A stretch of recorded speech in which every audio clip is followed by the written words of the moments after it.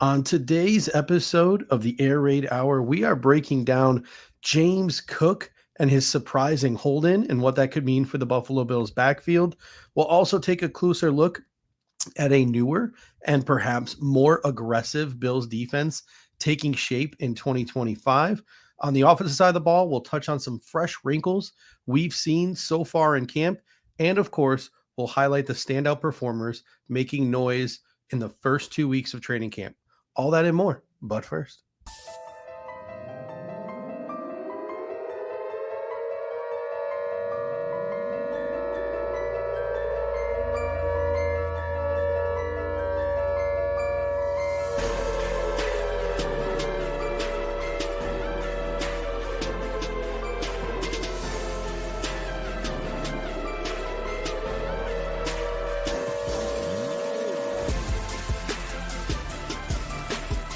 Welcome to the Air Raid Hour, a Cover One Network podcast. Here are your hosts, Judge Mathis and Tilt Money. Welcome in, ladies and gentlemen, to the Air Raid Hour presented by the Cover One Sports Network and Picasso's Pizza. A little bit of a late start tonight. Thank you guys for joining us for this late edition of the Air Raid Hour. And I'm joined by Greg Tomset of the Cover One Buffalo podcast. Slumming it a little here on the Air Raid Hour, I should say. How you doing this evening? Good. Yeah, not quite as handsome, certainly not as good of a golfer, but I'm at least going to do my best to fill in for Mr. David Tilton. But appreciate you having me on. This should be fun. Yeah, Ralph Wilson Sr. comes in and says Tilt looks a lot different without a hat. Yeah, I would say that as well. But let's get right into it this evening, and let's talk about James Cook, because I think that's the conversation that a lot of people want to have, because yesterday James Cook made a decision. He said he was going to hold in, and he has sat out the last two practices for the Buffalo Bills as he looks for a new contract. Brandon Beane was on WGR 550 this morning, and he actually said the Bills were pretty much unaware that James Cook was planning on doing this. He kind of just woke up one morning and told the Bills, like, hey, I'm not playing. Bean, and I can quote him here, said, "We would love to keep him, but I have to make sure it all fits under an umbrella, not in a silo." Tom Pellisario is reporting that the two sides aren't that far apart in their contract negotiations, and Bean reiterated on his WGR 550 interview that the Bills are not staunchly anti-pay running back. They take it on a case-by-case basis, and they would love to retain James Cook. What are your thoughts on this whole situation here with James Cook? It's hard because I try to remove myself from just the fan lens, because the fan lens, I only care about the team and I just want whatever is the best case scenario. But I'm not naive to the fact that it's weird. Like, a lot of us played football growing up and things like that. And like in just about every town in America, the best athlete in town plays running back. And like, it's usually like the best athlete, played running back. And it's just weird to now see it, kind of commoditized. And I think that the comments of like running backs don't matter went way too far, but they are certainly very, more readily replaceable, and there's only one on the field at a time, and you can have three in a team backfield to be able to rotate through. And you see guys like Bucky Irving come out in the fourth round and put up unbelievable numbers. And I get the supply versus demand economics that puts this in a tough spot. So I also understand that James Cook is easily the best running back that Brandon Beane has drafted. And that if, I think that there's a couple things that are easy. When you have Devin Singletary's and Zach Moss's, it's easy to rinse and recycle, repeat. If you draft Christian McCaffrey, Saquon Barkley, Derrick Henry, it's easy to say, hey, you got to keep those guys and retain them and, extend those guys. And then when you have that middle ground of an Aaron Jones, a Josh Jacobs, guys in that range that are pretty good, it's hard. And it's hard to know what you should do. There's a lot of metrics and kind of analysis that would show you that if it's not the really, really special guys, you're probably better off trying again. And I don't know exactly where you'd put James Cook in that ranking, but he certainly is asking to be paid closer to that cutoff of where it would be, that I have a hard time justifying that. I think there is a number that could make sense. I was talking with Jerry Ostrowski on his show, and I'd said that, I think that in order for something to happen before the season starts here, you're going to need something that both sides see as a win. And the agent's going to need to wave the flag of that Pelissaro, Rappaport, Schefter tweet of new deal breaking. James Cook signs for 4 years, $60 million. Or 4 years up to $60 million, and that keyword that was there. And like always, I'm like, hey, let's wait for the details to come out, and then you find out that it's really 2 years, $22 million, and then we'll see. And I think you're going to need something like that where you get the incentive and the potential upside. And if he has another season where regular season plus playoffs, he scores 20 more touchdowns this year, God bless him. Pay the man the money. Like, that's awesome. But I need to see it again. Yeah. And it seems like you hear all Brandon Beane's comments. It's a lot of, we'd love to have Jimbo back here, but if we don't get something before the season, we're happy to talk after the season. Like, a lot of comments like that where it doesn't sound imminent from their side. So I know, there's been reports that they're not that far apart, but I don't get the impression, especially not knowing he was going to do this hold in, I think shows a little bit more of, again, I don't know the agent. I know nothing about him. All I can do is show what I can look up. And I look up a guy that represents two players, and his other one is Caden Prather. And that I don't think there's a ton of experience here. I think he's a fairly new agent. You have a brother in his ear, giving guidance and ideas of what he thinks should happen. I hope he's getting the right advice. Yeah, AK Cash comes in and says, I was just rewatching Bills Texans from last year, 2nd and 25. Cook turns a dump off into a 30-yard gain. Some of these easy buttons won't be there without James Cook. I agree. I think the counter argument would be, in the one game James Cook missed last year, Ray Davis had 150 all-purpose yards. He was awesome. Yeah, he had a really good game there. So it's going to be really interesting to see what they do here. To me, I feel like there's a reasonable solution here. Like, when I'm looking at it, I see, you mentioned Aaron Jones, right? Yeah. This type of middle ground running back. I'm sitting there and I was kind of just doing this exercise today. Like, what would I want to pay James Cook? And I came out to, and I think this is fair, and you can tell me if I'm off base, 3 years, $33 million with plenty of reasonable outs on the Bills end and plenty of reasonable maybe incentives on the other end. If he hits certain benchmarks again, he can hit free agency again at the age of 28 and get another contract if he's still playing well. And it would make him the 7th highest paid running back in the league in terms of total value in AAV. I think that's fair. I think that's reasonable for both sides. But I think you mentioned it earlier. We live in a day like sticker shock. People want to see those big numbers.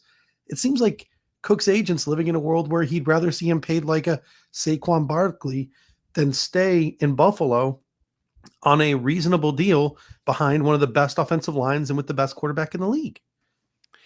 Yeah, I don't, again, I have no inside information. I fear that what we've seen play out kind of seems like someone who maybe sees this as their opportunity to show themselves as a hard negotiator, and I'm going to make sure I can get what my client deserves rather than like doing what's in the best interest of the client. I just get nervous seeing, again, things like today where there was no communication that he was going to do the hold in. Like, you're just going to show up and do that. That wasn't, like, was there a presentation? Like, I could see that if it was me, if I was representing James Cook, which I spent a decent portion of my life thinking I was going to be an NFL agent.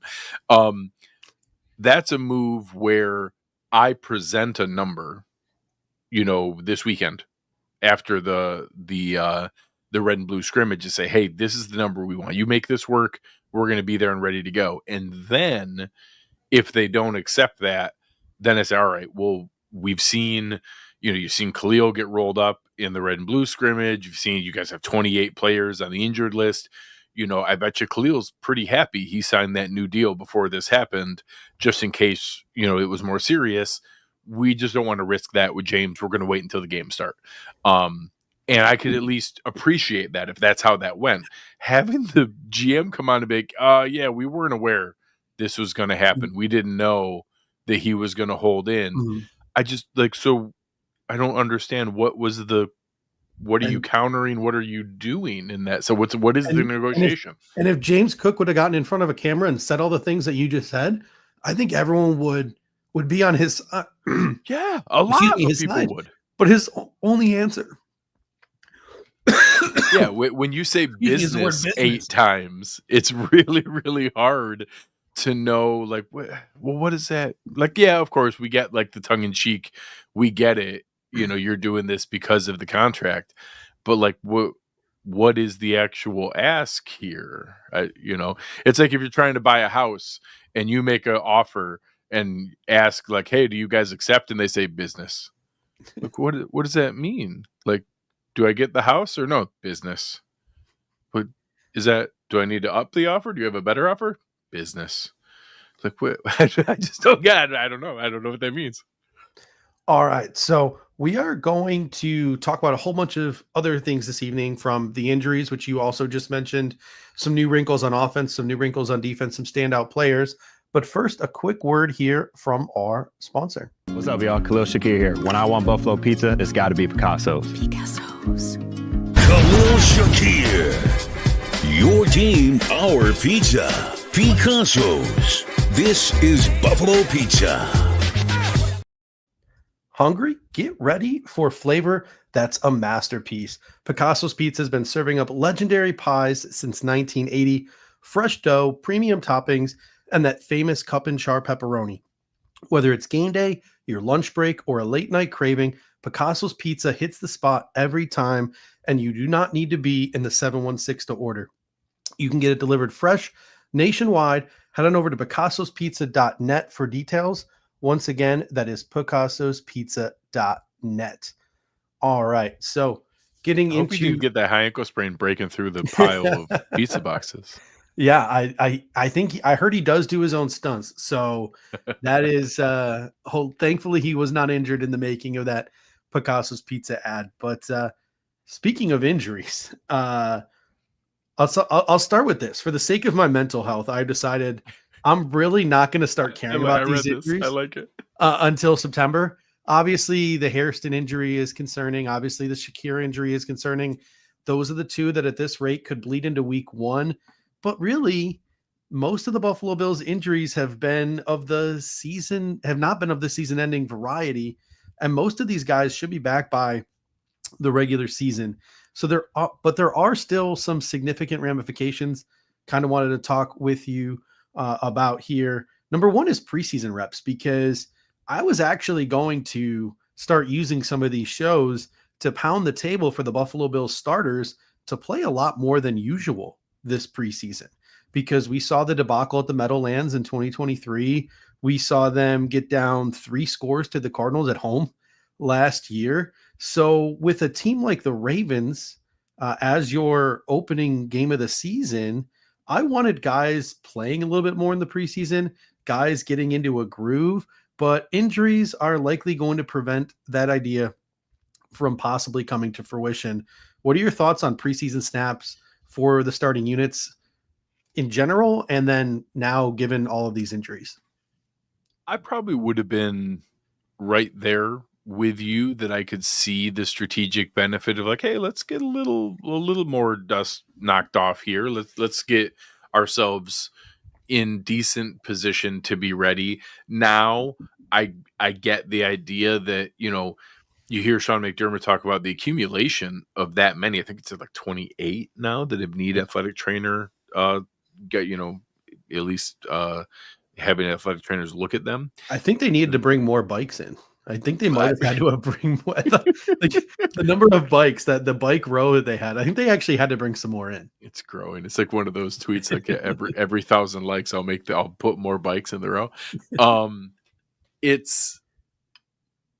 I get it that, like, hey, they've legitimately had to change the practice plan, because not only can they not have 3 teams, they can't even have 2 full teams. They've had to go like 1.5 units to be able to do this. That becomes impactful. Like when you're changing what the coordinators and what the practice plans are, now you're starting to make some impact here of what that may or may not do. So I at least now start to see some of the strategic piece of it. Like you said, I would guess even if it is 28, I don't remember the exact number. I think Kyle Trimble shared that. To me, it sounds like 20 of these are things that guys would, if there was a game tomorrow, they'd play. So it's not even like it's more precaution than anything. Then you have a handful like, yeah, it might be enough to miss a week or something like that, but it's not anything serious. Then you have Khalil Shakir and Max Hairston, where it is a little bit more serious, but it's like a 4 to 6 week at worst injury, but we're 5 weeks out from the first game. So it was like, all right, it's not great, but for Shakir, I don't want to say I don't care. Like, high ankle sprains are serious. I don't want that to linger. But in the grand scheme of things, I think he'll be okay. We can hold him out, and he has plenty of reps with Josh. It's not a big deal. Hairston, you obviously have like the exact Cole Bishop situation where a rookie capable of starting, but needs every one of those reps in camp and training in preseason in order to have a chance to start, and I was going to get none of them. So, all right, he's going to be around and available, but now it's more of a maybe a rotation, probably a break glass in case of emergency, or if Trey White just struggles and isn't ready, but it's not ideal. So, I won't blame them now if we really do dial it back. Like, we might see like Rams stuff where no starter plays any reps in preseason because they don't want to risk it. I'd love to see Cole Bishop, Keon Coleman, some of the younger guys that were really looking to take a step forward, get some reps. The good news is this is a really deep team. You got to talk guys like Javon Solomon, who's looking, we'll talk more, and some of the receivers that have looked really exciting. Like, there are some guys that there's reason to be excited about what you're going to get to see in the preseason, because some of our wide receivers 6, 7, 8, some of our defensive linemen 9, 10, 11, 12, some of our depth secondary are really good players. So there's going to be some decent quality of football to be seen and some value to be taken from the preseason, even if it's not the starters. But yes, all those things taken aside, I probably would have agreed with you that I like the idea of a few more reps and making sure we're ready come week 1. The second major ramification is this is normally the time of year where I start to get antsy and I start to want to make my final 53-man roster projections or play around with the 53-man roster projections, things of that nature. But these injuries are really putting, having an effect on that as well, because it's a mess. Like, if you're trying to project the Buffalo Bills 53-man roster right now, where do you even start? Because do we have to go heavy at one position because of all these injuries? Do we end up going lighter at another position to go heavier at this other position? Like, normally it's who are the best players, who fits where, special teams. But now with all these injuries, it's like, where do we even go? Who's even available? Like, it's just a lot of confusion around how the Buffalo Bills are going to whittle this roster down to 53. Yeah, when we're going to get into things where are there going to be now strategic IR placements? Like, you're going to be hard pressed to convince me Max Hairston shouldn't be one of the like automatic in-season IR placements. Like, hey, don't use up a roster spot on a guy that we know is barely going to be getting back and that isn't really going to be ready to contribute. Just put him out there for the 3 weeks that we can let him sit and go through there. Some of these other positions, like, we'll see what comes through. Is that going to be a way to hide a Terrell Shavers? It sounds like he's pretty intriguing coming back from his initial ankle scare. He's probably contributing and playing too much to be able to do that. But some of those things where I'm curious where the strategy comes in. You have the two suspensions on the defensive line. So now some of those things come into play. That's been one of them. I better knock on wood. That's been one of the areas we haven't had the injury bug strike yet. The defensive line's been pretty decent. But you've had guys pressed into duty at offensive line, stepping into other roles. Tight end's been a significant one. You're going to have some of these things now where, okay, how do you want to play this to be able to fit those right spots? We've had a ton of guys stepping into roles in the defensive backs, and that's going to be a really hard one to make the cut down of which defensive backs make the roster here. So it's going to be interesting to see how they play that and how they utilize some of those other, now that you don't need to do the, go hang out in the parking lot guy anymore. You could do up to, I think it's up to 3 in-season IR placements at the cut down day. I don't remember. I'll have to look again to confirm if it's 2 or 3.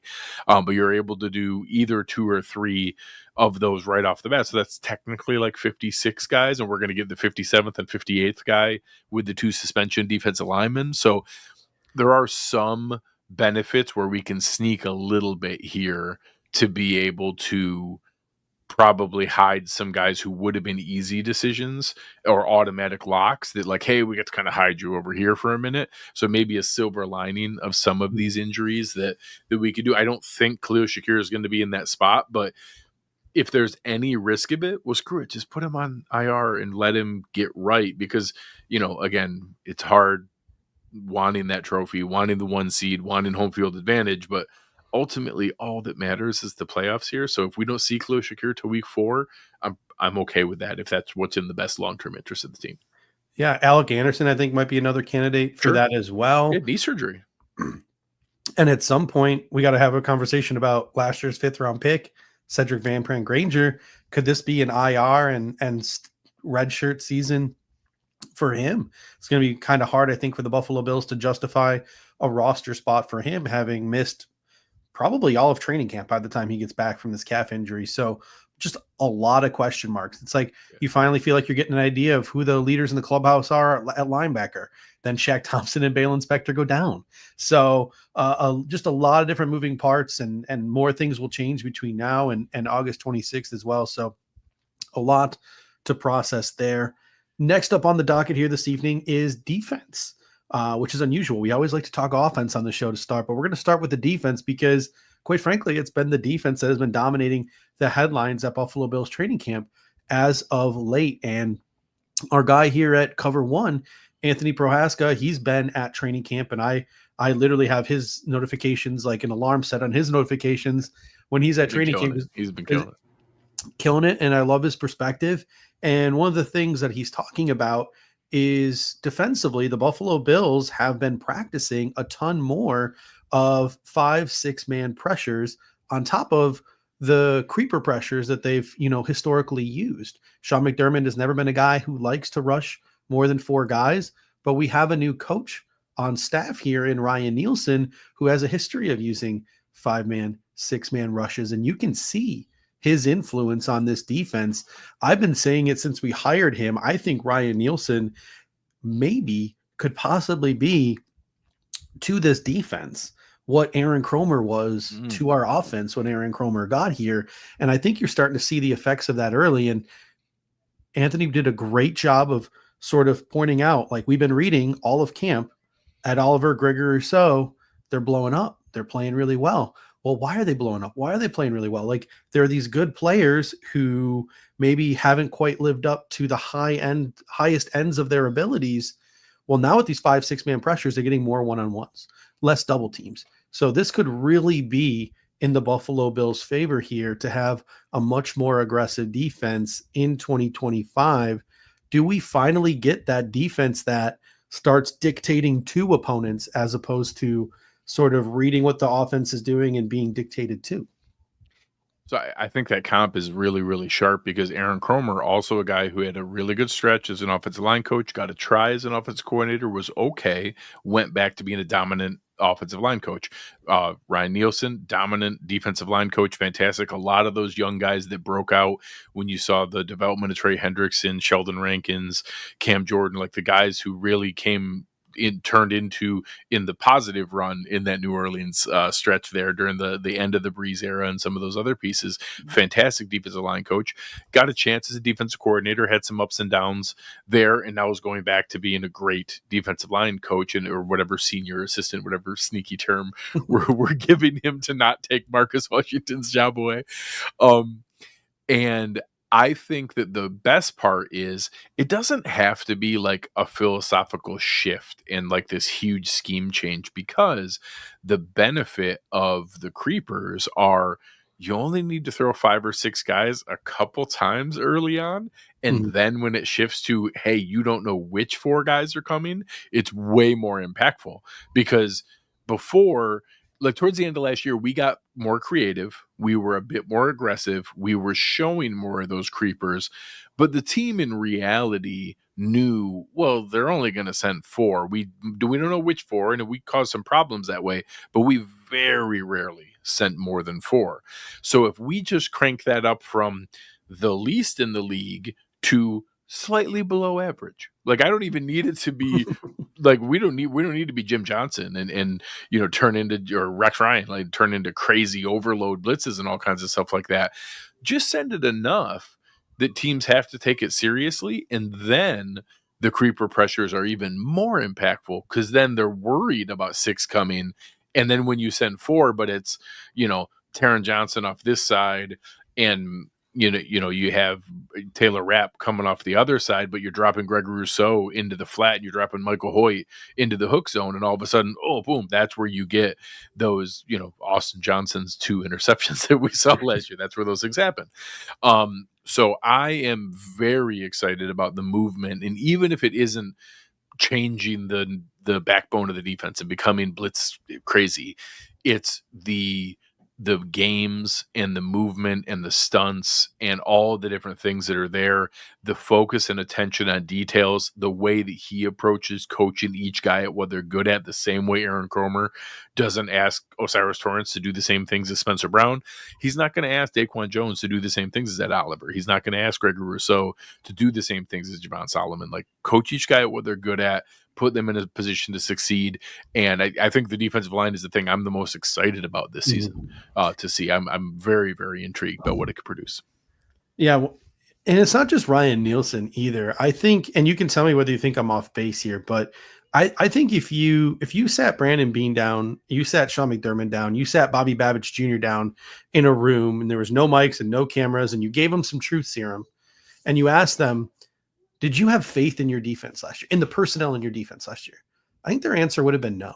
I really think that there probably wasn't all that much faith in this defense last year, from Von Miller only being a part-time player to a lot of the interior defenders just not stepping up, to Matt Milano just not being Matt Milano because he was recovering from that injury, to Rasul Douglas getting old, to Cole Bishop not being able to step up because he was injured and missed most of training camp, to Taylor Rapp getting hurt all the time, to all those other injuries. Like,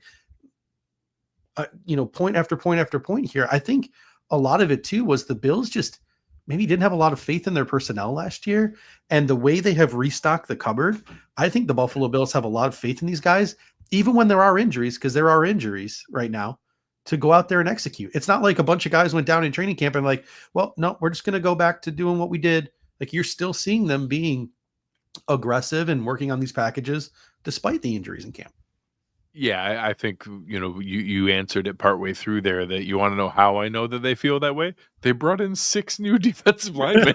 So yeah, I'm pretty sure that we brought in a 1st-round pick corner and 6 new defensive linemen. And yeah, I'm pretty sure they felt that way. So now if you add in, if we get, Terrell Bernard and Matt Milano healthy at the same time, if we get, we brought in 6 new defensive linemen, and 2 of the guys that have looked the best so far are AJ Epinesa and Javon Solomon. Mm-hmm. So like if we are in a position where all of a sudden we have an embarrassment of riches, and you get to where, not this one, but I'll go back to the previous Philadelphia Eagles Super Bowl, where like Brandon Graham was probably the best pass rusher of anybody on that team, but they still wreaked havoc because they had 10 guys coming at you in waves over and over and over again. And even last year, people go crazy about the rotation of our defensive line. Guess what?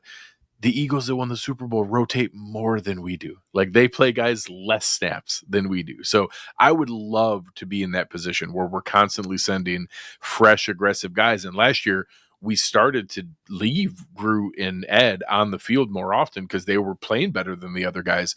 I would love it where we had the option to keep guys fresh because everybody was contributing. Like, hey, I don't mind if Javon Solomon's playing 15 snaps because they're good snaps. And I don't mind if, instead of needing Rousseau to play 60 snaps, like, hey, maybe he only needs to play 45. That would be great. So I would love to have the option to rotate because it's a benefit, not because it was an excuse of not having somebody good enough to be out there. Now I'm out here melting in the desert, so I wanted your perspective because to me, training camp, it used to be I was at training camp like every day. I would just make the trek out. This is when you could actually get in without, Yeah. paying $1,000. But No, now that please I come live- show up. Anybody can come. Just please come. but now that I'm out here in the desert, I rely on social media and articles and podcasts to get my news.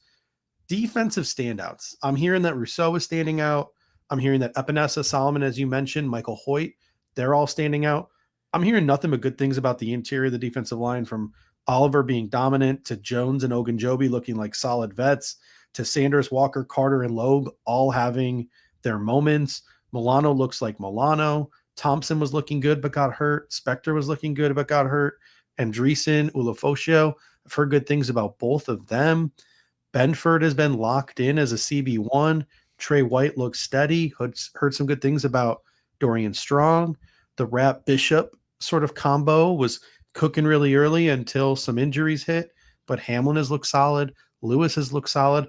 I've heard Hancock has looked solid. Those are all based on the reports. I know you were at the blue and red scrimmage. I think you might have been at a couple of days of training camp. Who has stood out to you the most on the defensive side? So one, I will still take a lot of this with a grain of salt. They're not doing full contact in practice. We know that there's been injuries on the offensive line. So some of this is against backup guys. Like they're not out there beating our top 5 guys, rep in and rep out.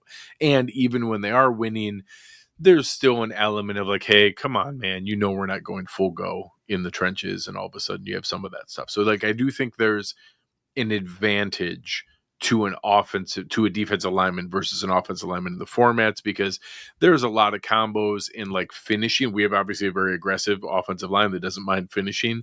That's not happening in practice and in training camp reps. So with all that said, I do think there's reason to be excited. I go with the consistency of, I've heard Javon Solomon's name come up enough that I have now taken into account, like, all right, like I wasn't counting him out, and I wasn't ready to move on by any means, but I kind of had like, all right, well, we'll probably keep him, but he'll be the game day inactive guy. And now all of a sudden it's like, like that would be kind of fun if we got, a guy that, I don't want to try to put this on him, but real similar to Christian Benford, where we had elite production, great measurables, but questions about the competition that they were playing in college. Like, he led college football in sacks when we drafted him. It just was at Troy. So it was like, well, how much what are they, Conference USA or whatever the heck they are? Sunbelt? Sure. Whoever they were playing. Not Alabama. Yeah, correct. Not LSU. So the questions are always like, well, like, yeah, he did have the most sacks, but like, do they really count? And that was what we did with Christian Benford. Like, he had phenomenal production, but it's like, well, does that really count?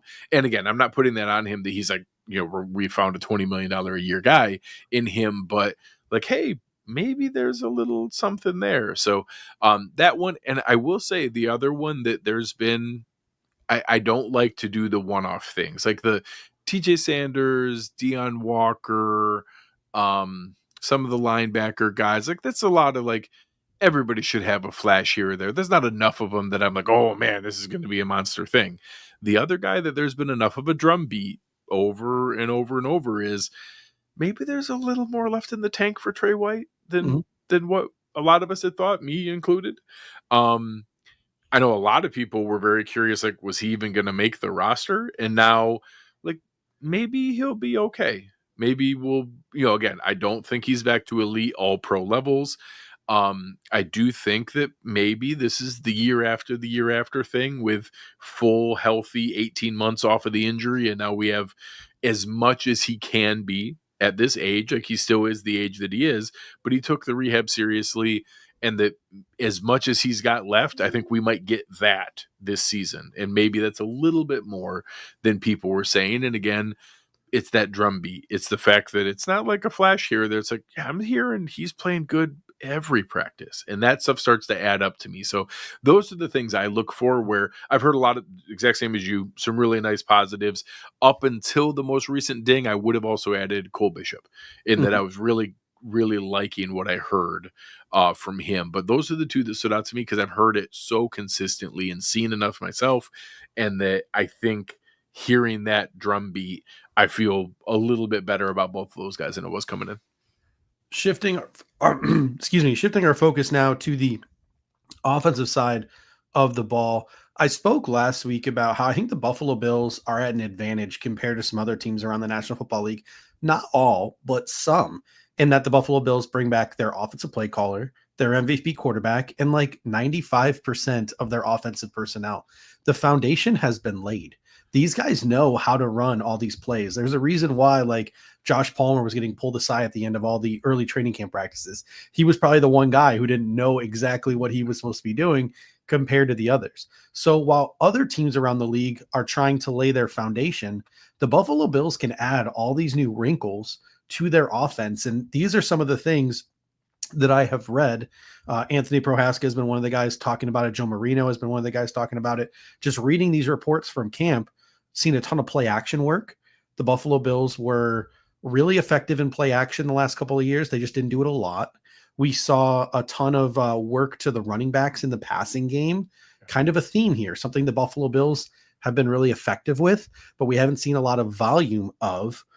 Before the injury to Shakir, I was hearing that they were getting him more work down the field. He wasn't just sort of a line of scrimmage merchant, and a lot of pistol, pony backfield, trick plays. Like, the Buffalo Bills are really looking to build on the offensive success they had last year, not just going back to what worked. So I think that's really intriguing. Of all the things you've heard about the offense and what they're doing, what has you most excited?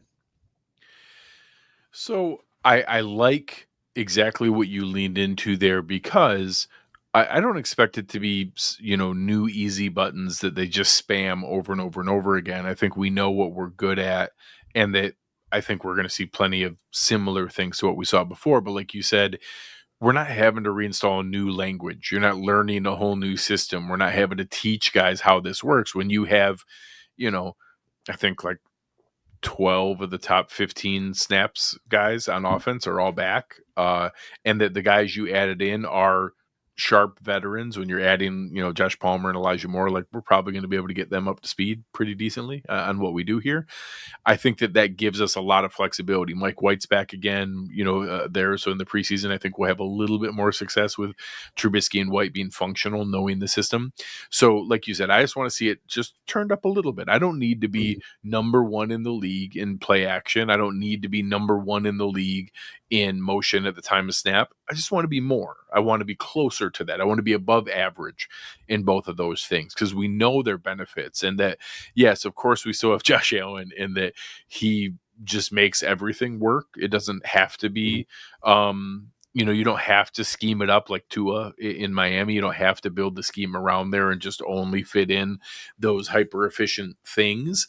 But I'd love to give Josh more easy button plays where we can do those things and turn up a little bit more passing to the running back out of the backfield. So if we do a little bit more of each of those, and you have a little bit more play action, a little bit more pre-snap motion and motion at the time of the snap, a little bit more passing to the running backs out of the backfield, maybe we don't need as many of those tunnel screens as the read, where it was effective, but teams started to key on it, and you saw guys trying to jump those towards the end of the season. Maybe we have some other wrinkles in the third and inches where, yes, of course we can still go to the snowplow, but you don't have to do it every single time. Matter of fact, I consciously want the team to play with one arm tied behind their back for part of the season. I want them to run things that are our second best short yardage play, not like to be sneaky. Teams know we can do it, so that we get reps running other things, so that it's not the only option. Give me a fake and a reverse pivot handoff to the guy behind Josh that we then run off tackle. Because everybody's there, and all of a sudden, we're leaning left, and they know Josh goes left. Well, hand it to Reggie Gilliam and have him go behind Spencer Brown. I bet you we convert pretty healthy amount of the time. Like, give me a couple things. Give me a fake bootleg off of that, and Josh rolls out naked, and see if he can get it that way, like with a leak off of the tight end, blocking tight end. Give Jackson Hawes out there on the leak, and Josh rolling out, and if nobody's there, Josh gets it, and if they come up and do it, dump it to Jackson Hawes. Give me some wrinkles off of those things where, again, we're not changing the identity of the offense. Just give us some tweaks and wrinkles, and you laid it out perfectly why it'll be easy to do so.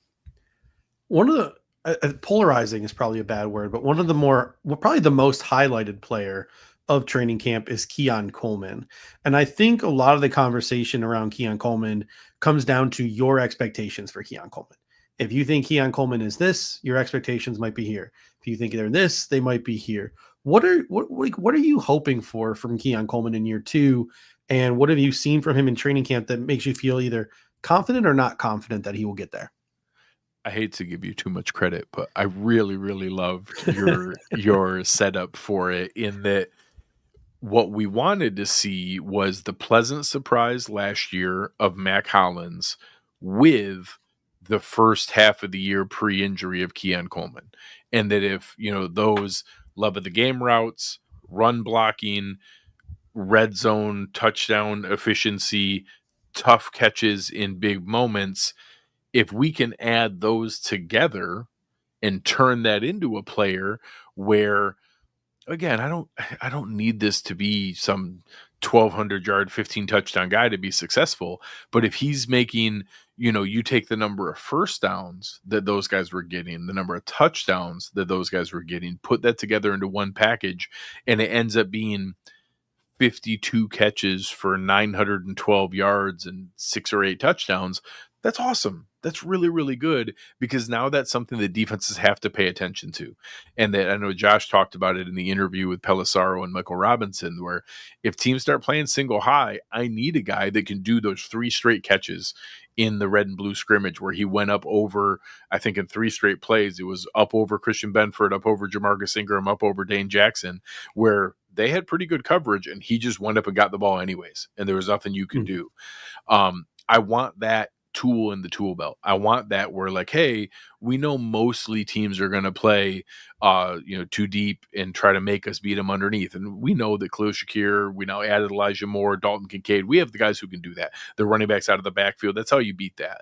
But when they do switch, I want a guy who can go up and win, and that even when you're covered, I can still go at you. And even when it's against a 6'2" athletic cornerback like in Seattle, I can still throw it up and you can go up and get it.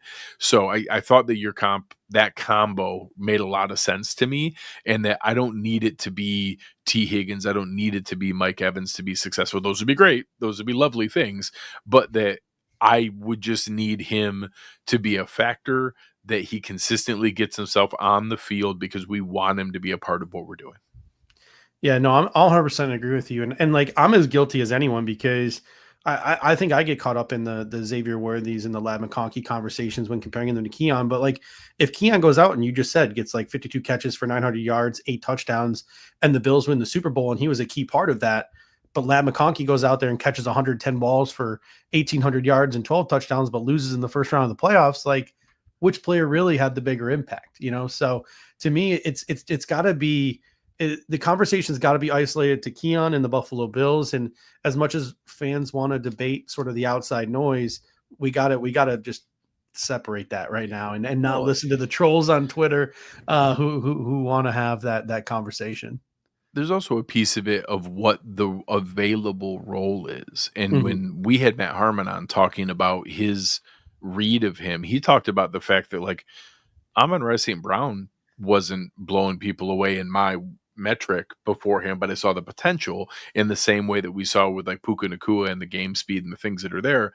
But it's because they've been put into the hyper specific role that fits them perfectly. And that if we didn't have Khalil Shakir, and that you could just consistently use him 65% of the time as a power slot and 35% outside, rather than probably 80% outside and 20% inside, I think you would see a very different production profile. Now, it wouldn't be 19.2 yards a catch like he had last year. It wouldn't be being on pace for that many touchdowns. But he, from like a fantasy football standpoint and a lot of the advanced metrics, he would look way better because he could do a lot of those things. He could be used in a role like that I think he could match that kind of production. It's just, you would literally have to take Khalil Shakir off the field because it's that same function. They play it differently, but it's a lot of those same routes and that same role that would be used. So I don't know that, I don't think that means we're not using him in the best role. I think that we're using him where we need him. But the idea that just the box score is going to decide if he provided what we needed isn't the only way to measure it. Yeah, 100%. And Titan X comes in and says, "Why do we draft him then if he's playing in the wrong spot?" Like the Bills, I think the Bills clearly think he's, and this could be a very rudimentary way of explaining it. Like I think the Bills' hope for Keon Coleman is Gabe Davis was a pretty decently productive player for us as a 4th-round pick. I think the Bills are hoping that Keon Coleman can be a 2nd-round version of what Gabe Davis was, if that makes sense. Like a more amplified version of Gabe Davis. The easy answer for Titan X is because there's a hell of a lot more guys that can play in the slot. Because those are way easier to find. Guys who don't have to worry about press coverage, don't have to win on the outside, don't have to worry about those things. There's way, way more of those players. There's a ton of guys. Almost every guy who can win on the outside is also better in the slot. Want to know how I know that? They moved Justin Jefferson and Jamar Chase into the slot and let them play from there. That's what CeeDee Lamb plays all the time. So, like, yes, it's like how every offensive lineman, you're like, oh, if he doesn't work out a tackle, can you move him into guard? Like, it's that kind of thing. Every receiver, it's easier to play in the slot than it is outside. So, of course, all of them are better at it. But you want to know who can't win on the outside? A ton of those slot receivers. So, of course, you're going to take swings. It's harder to find an X receiver. It's harder to find a guy who can win outside. So they're taking shots at that to find that. Teams who don't have a guy inside, it's easier to find guys who can win in the slot. Looking at some other standouts from the offensive side of the ball in training camp, some other receivers have started to make some names for themselves. Tyrell Shavers had a huge day today, catching 5 of his 6 targets. Bobby Babbage Jr. even pulled him aside after practice, told him what a great job he did. And Tyrell Shavers looked at Bobby Babbage and said, yeah, but I dropped that one. And that's like all he was thinking about. So I think that tells you like who Tyrell Shavers is and the kind of character guy he is. Brandon Beane was on One Bills Live today praising Christian Wilkerson and the job that he has been doing, getting reps with the ones. You've got Jalen Virgil, who has some return ability, has some gunning ability. You have KJ Hamler, who still here and apparently has a really good personality and made some plays today. He might be one of the features on Hard Knocks from some of the context clues that I'm reading into. I loved KJ Hamler coming out, but I just don't see a spot for him on this football team because he's just too small. Like we have Samuel, we have Moore, we have Shakir. Like I don't know why he's still here. I really don't. But Deion Kane, Steven Gosnell, like some of these other guys are stepping up and taking advantage of their opportunities of playing with Josh Allen. Dalton Kincaid has had some of his best practices the last couple of days. Jackson Hawes is an absolute dog. I think I might have to get a Jackson Hawes jersey. He's like maybe Lee Smith, but can also catch. Like that would be cool. Tillon Grable has really taken over and flourished at the right tackle spot with his reps. He stepped into Alec Anderson's 6th offensive line role. He could be our starting left guard next year if David Edwards walks. Mike Campbell apparently has turned a lot of heads. The practice squad offensive lineman last year, big guy. Who has stood out to the most to you on offense in terms of just guys who's flashed here or there? So I will use the same kind of metric that I did on the defensive side, where a lot of guys have had positive flashes, but who is the drumbeat? Who are the ones we've heard most consistently? So I heard his name coming in, but I didn't. In practice, you don't see jersey numbers and things like that all the time, or when I'm reading the reports, you don't list the number. So I'm at the red and blue, and I'm watching, and obviously, like I'd like to think I know who everybody is on the roster for as much as I watch and talk about it. But I'm like, wait, who is that? And I had to pull out my phone and pull up the depth chart to be like, who is 82? Because I kept noticing him over and over again. I was like, oh, that's Christian Wilkerson. Okay. So he's a guy who went from, oh, like that's a nice camp body to like now, hey, that's probably a priority practice squad guy to, if there's enough weird stuff there and he's playing special teams, could he make it as a 6th guy? So I don't think he's to that point because I think Tyrell Shavers is. I think Tyrell Shavers, obviously, he had the injury scare there early on. I think he's showing a lot of, obviously, he scores 65-yard touchdowns every time he touches the ball in the NFL. You want more of that. So having a guy who obviously has the body type, special teams ability, has shown those things with some of the early injuries, with the injury history of a couple of the other guys, maybe the sneaky benefit of the two of Javon Solomon looking good and the two suspension guys on defense or on the defensive line is maybe they can sneak a sixth wide receiver in for the first 6 weeks and kind of see how it goes. So those are the two there. One, Christian Wilkerson, I think, has given himself a shot. And I think there is a sneaky special teams roster spot that we're not thinking of right now. There was a couple years ago, there was a linebacker that made it that no one had in their 53-man roster. He ended up with the Jets. He had a nice Yes. career. Ended up with the Ravens. Oh goodness! Someone in the chat will know it before we do. And I just remember, no one had him in their 53-man per day, and he made the opening roster as a special teams linebacker. And I don't know where that's going to be or who the guy is going to be, but Jalen Virgil, Terrell Shavers, Christian Wilkerson, I think are in the mix. And then obviously, I think the top end of our top 12 defensive backs are too good for a sneaky guy to make it, just because we're already going to have, good, like a Cam Lewis or a Jamarcus Ingram or somebody who's legitimately good isn't going to make this roster, or a very recent one of the draft picks. So I don't think a sneaky guy can come that way, but the injuries at linebacker, maybe there's a sneaky guy there we're not thinking of. I think it's going to be one of the wide receivers that sneaks their way in, but I'm open to it coming from somewhere, and I think it's going to be with these special teams reps. That was Delshon Phillips, by the way. Yes, Delshon Phillips. That is the 100% the name. That is a great pull. John Sanders comes in and says Elijah Moore could be our surprise OJ Howard type cut. I think maybe that went away when Khalil Shakir got hurt. If there was any chance at that, I think the Bills. Curtis Samuel can't. Yeah, Curtis Samuel can't stay healthy. I don't know. He's looked good, and it's not like last man standing, and he defaults into it, and he's looked good. Do you think right now Brandon Beane is on the phone trying to trade Curtis Samuel? Do you think he's trying? That's the only way you can get him off this roster is by trading him. If we get anyone to give us anything, if we don't have to give something up, I'm not even exaggerating. If we get, trying to think of like a team with maybe your hometown, if you're not hometown, but your town, if the Cardinals needed a fifth receiver, and that we just said, hey, we will give you Curtis Samuel and our seventh for your seventh. Will you take him? Yeah. I would be like, great job. I can't believe you got someone to take that contract. Yeah. Because, I think that if he could stay healthy and practice in a perfect world, he could be a contributing player on this team. But we saw it in flashes. Yeah. And even in their first playoff game, we saw it in flashes. I'm pulling up right now. I pulled up over the cap who has the most cap space left.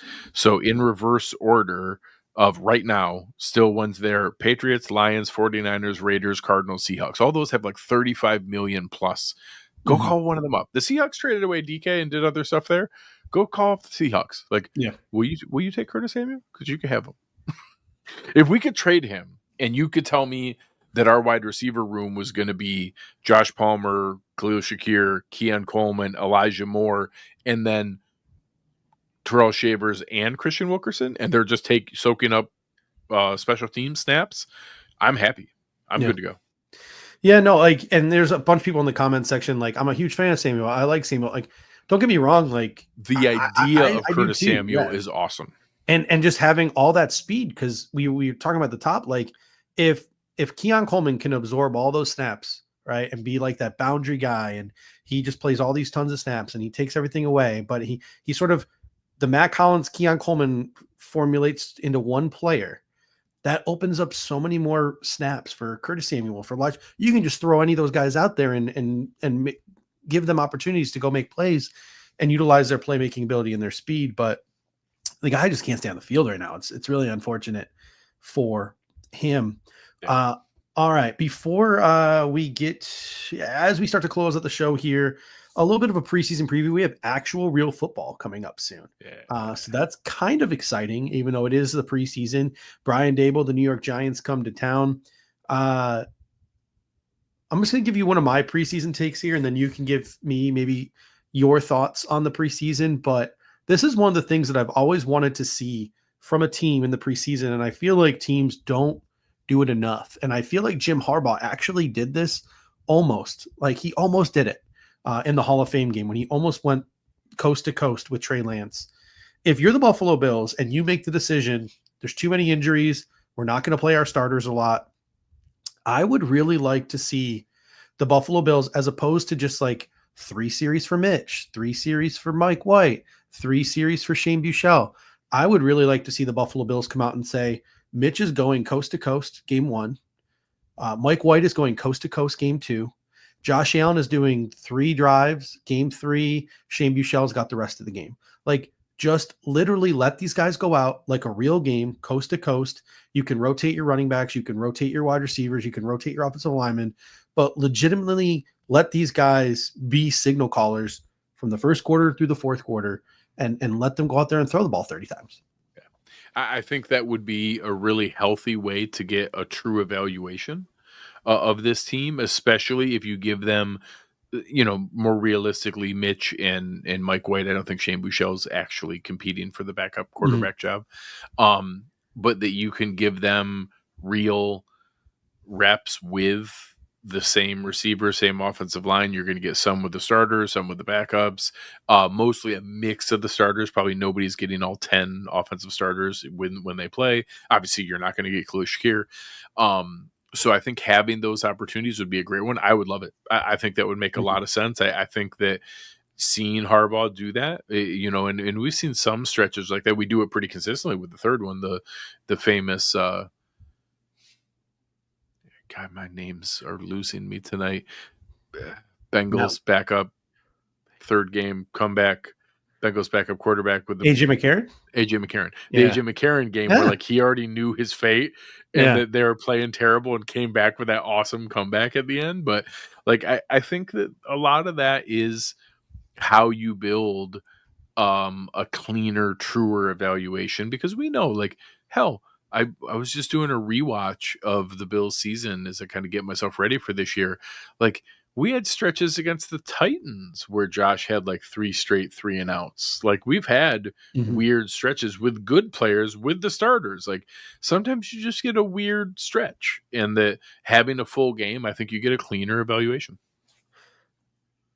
Anything that you're looking forward to this preseason, other than health? I think everyone wants guys to be healthy. Considered if guys didn't get hurt. But what are like 1 or 2 things that you want to see this preseason? So one of the easiest things to evaluate is defensive line impact.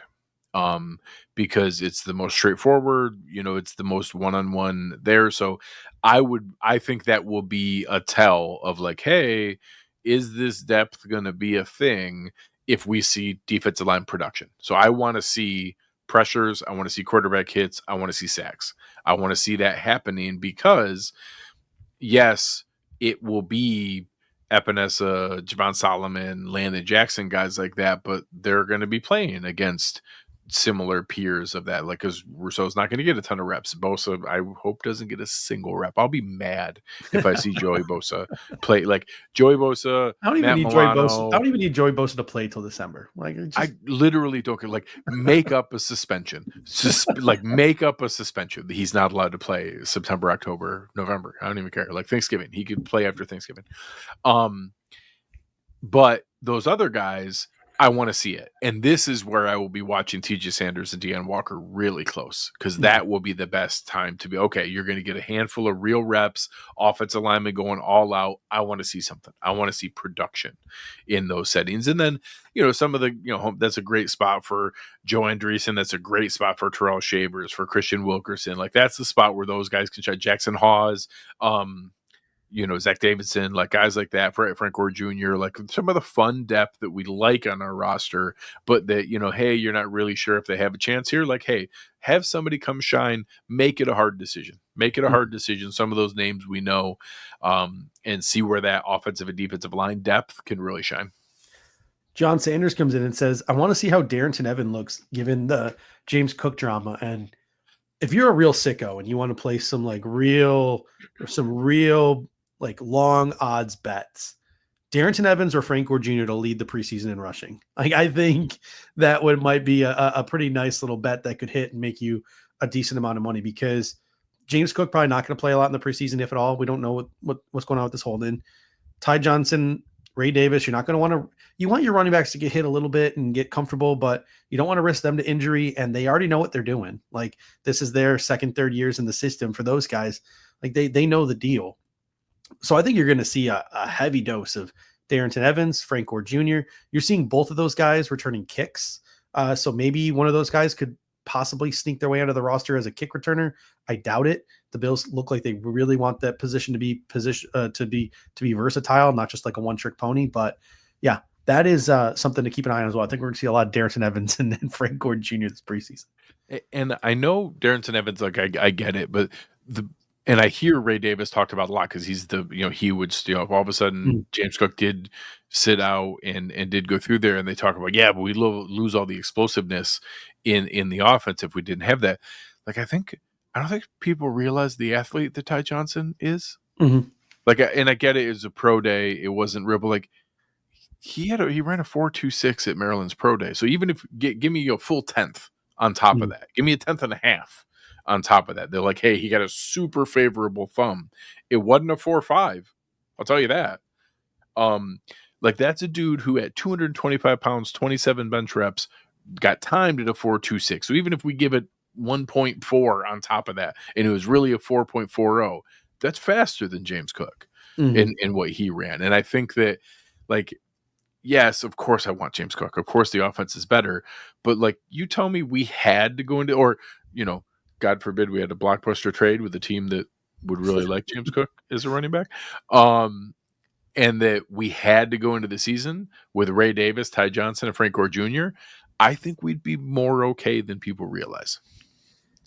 Hard Knocks. If anyone watched the show last week, I said, enjoy Hard Knocks tomorrow night, and I was a week off. So apologies to anyone who turned on HBO last week expecting to see Hard Knocks and didn't get it. But Hard Knocks premieres tomorrow night. What do you predict will be some of the prevailing storylines presented in this first episode? So I mean, very obviously, the James Cook saga is going to be front and center, because that's the most dramatic thing going on our team, and God bless HBO. This is a entertainment business. So I have no hard feelings. I harbor no ill will. Of course they're going to do that. I'm dreading that there's like a private segment with Cook and his agent somewhere talking about that. I'm braced for it, but I'm ready. I think for the most part, you're right. We have a lot of fun personalities on this team. The defensive backfield, the receivers specifically, have a ton. You have, Khalil Shakir, Keon Coleman, KJ Hamler, a bunch of fun guys there. Then you have, Trey White and Christian Benford, I think, has more personality than people realize. Yeah. Josh Allen is an amazing personality and very charismatic. I don't know how interested he is in this. I think we're going to find out very quickly how much guidance or influence his wife has in this, because I could see her helping convince him of the opportunity that this represents. And I can also see him being like, I don't want this right now. And like a lot of it, like how, Bobby Babbitt was talking about, I'm not going to watch it. And I hope I'm not in 1 second of it. Not going to see Bobby Babbitt. I don't expect Sean McDermott. Great. I think he would be a great presence. He is a really fun. I expect it to be the guys you expect. Ed Oliver, Deion Dawkins, Trey White. Like, we have some like just fun, goofy personalities who love the camera. They're gonna feed them plenty to fit in. And then I'm guessing Yeah, I didn't even think of Hamler. You're right. He is a fun personality, but there's probably one or two other guys that we're not even thinking of that we don't get to hear. Like one of the backup linemen's probably a really funny, outgoing guy. I know Alec Anderson is, but Mhm. the surgery might have dinged that. But there's probably some of those guys who are more loud and outspoken than we realize just because our people don't put the cameras and mics in front of them. We're going to learn about that with somebody here that we did, Yeah. even following the team as close as we do. We're going to find out a couple personalities that we even didn't know about. Because every year they don't just follow the main guys. They follow like No. they follow love like the the guys. fringe Yeah, fighting like for a roster spot guys. they're obsessed with that. So that'll be a part of it. I Remember the Cleveland tight end showing us his crystal collection? I love Hard Knocks. Like I Yeah. am I Yeah. love Hard Yeah. Knocks. I've watched all of them. I'm Um, ready to learn about. yeah. I'm genuinely ecstatic that my favorite And team gets to be on Hard Knocks. and I'm I get that they don't love it, but I love it. and I'm looking forward to a lot of this behind the scenes stuff. Maybe getting to see a little bit of McDermott, behind closed doors a little bit in those type of settings, and some other coaches. Apparently, Bobby Babbage does not want to be in it, but I would have loved to see just the way Bobby, like I'm a coach, like I coach high school basketball. I would love to see the way Joe Brady communicates with his players and talks to his players, the way Bobby Babbage communicates and talks to his players, just the way they go out there and they utilize their personality to go out and do their business. I would love to see some of that behind the scenes stuff and how they are leading the team. But the other one is like the vibes are so real right now with Trey White. Like from a fan perspective, I want this dude to go out there and be an all pro again. Like, I mean, just from Dion's kids calling him Uncle Trey, and you saw today he was featured playing the water bottle prank on the water boy, and just the vibes are just immaculate around Trey White right now. And I'm really, really, really, really hoping that it ends well for him in Buffalo this year. Yeah, I think there's a reason for hope in that avenue. Mm-hmm. All right, one final thing before we head out of here this evening. You are the resident capologist / dream maker here at Cover One. So make our dreams come true. Micah Parsons, right? Jerry Jones said he's not getting traded, so this is likely all moot, but ESPN put out an insane trade proposal today. Did you see this ESPN trade proposal for Micah Parsons? I didn't. This will be All fun right. live. I want put some water in your mouth. I want to see if you do a spit take here. James Cook, Ed Oliver, and 3 first-round picks. I thought so for anybody who isn't aware, my trade was James Cook, AJ Epinesa, 2 first-round picks and a 3rd-round pick. Like that's a lot. Like I got most Bills fans told me that's crazy. That's way too much. And my response was like, yeah, but Jerry Jones isn't trading him for anything short of a blockbuster. Yeah. They can't trade like any of the guys they just extended. Like, I'm sure they'd ask for Greg Rousseau. Greg Rousseau's got $17.5 million in dead cap. Even if we spread it over this year and next year, we can't do it. Like, it just won't work. Ed Oliver's right behind him. We already did the extension and the restructure for him. Like, any of those guys, like Spencer Brown, Ed Oliver, and the 4 new ones this year are off the table because we just signed them to that contract. So if we wanted a guy like, so first let me couch this. Micah Parsons is not going to get traded.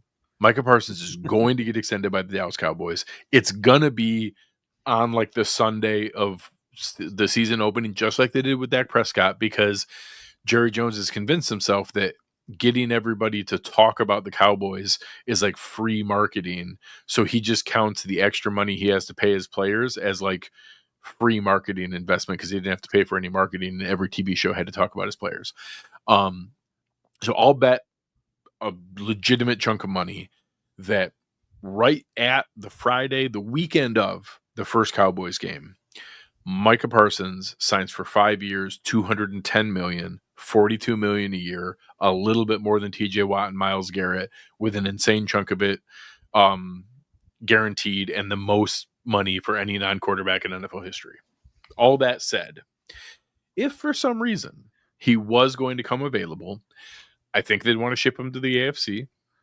I think they'd want, a pretty legitimate package of things to come back. Epenesa's played pretty well. James Cook is looking to be a big contributor. He's looked good. A whole package of picks. We would have to send those two with, because they represent like 11.5 million. We'd have to restructure Deion Dawkins and Dawson Knox, and then we could fit his $24 million salary, and then we could reach an extension, which would reduce that first year's cap hit with a huge extension in the future. That would give us enough cap space to get through the season. And then, we would have to let Bosa walk. We'd have to let, McGovern and David Edwards walk. We'd have to, we wouldn't be able to re-sign just about anybody else. We might have to accelerate some hard decisions on when Matt Milano's last season is. We probably couldn't bring Trey White back. We'd have a bunch of those kind of things where we could deal with it, but they wouldn't have to rip it down to the studs. We'd still be able to keep all the guys we just extended. We'd still be able to extend Osiris Torrance. He might be the only one. We might not be able to extend anybody else. And we might need a whole lot of, you go back to the Chiefs year 2 years ago where everybody praised them for the amount of snaps that rookie class played. Well, it's because they had to. They had no one else. They didn't have any veteran depth. All the rookies had to play. We'd be in one of those spots where we would need a lot of the rookies to play. But if we had all those other pieces extended and Josh Allen on one side, Mike Parsons on the other, I'll figure it out. All right. Thank you so much for joining us this evening, Greg. Thanks for having me. Yeah, I'm pretty sure everyone here knows where to find you, but let the people know where they can find you. So if you're watching this and you haven't had a chance to come over and hang out with Aaron and I, come on over Wednesday nights. Cover One Buffalo will be starting up our post-game shows when the regular season starts. This Wednesday, Aaron had the audacity of going on vacation with his family, so I am doing an AFC East preview panel. I'm having some guests on that cover the Jets, Patriots, and Dolphins to go through. Really, I'm just going to force them to say nice things about the Bills. But I set up a bunch of division awards and expectations and some fun things where we can actually talk about who we think is maybe going to surprise a little bit. I did some categories like which team has the best chance to exceed their win total by 2 wins, which team do we think is most likely to undercut their win total by 2 wins, some of those kind of things, so we can talk about all the teams. I even had to say, give me your non-Josh Allen division MVP so that we could do some stuff there. But that's going to be a lot of fun. Looking forward to that. And then Aaron will be back next week and we'll talk about the response to some of the preseason games. Thank you guys so much for joining us this evening. If you're looking to support this show, there are 3 ways in which you can do it. Number 1, smash that like button. It goes a long way to helping us with the algorithm. The second, if there's one way in which we want new viewers to come to the Air Raid Hour, it is this way right here. Click that share button, copy the link, text it to friends, text it to family, email it, blast it on socials. If you think anyone would enjoy coming here and chatting with us on a Monday night, it would mean a lot to us if you hit that share button and you'd share the link on your socials or text it. That's number 1. Number 2, word of mouth is how we want to spread this thing. And then last but not least, once this video is done being live, come back to the video and leave another comment. It can be a take that you have. It can be a comment, either positive or negative, about what we have said here on the show. I don't care. Say whatever you want in the comment section. It helps us with the algorithm as well. So those are the 3 ways you can help us out here at the AR 8 Hour. Thank you guys so much. We always appreciate you. This show is absolutely nothing without you guys. And until next time, go Bills. Thank you for watching tonight's episode of the Air Raid Hour. Make sure to hit that like button on the way out. Thank you for watching tonight's episode of the Air Raid Hour. Make sure to hit that like button on the way out. If you are catching the show on demand, leave a reply in the comments section and we will respond over the course of the week. You can always listen to every episode next day on all major podcasting platforms, including Apple Podcasts and Spotify, by searching Air Raid Buffalo. Thank you for your continued support, and as always, go Bills!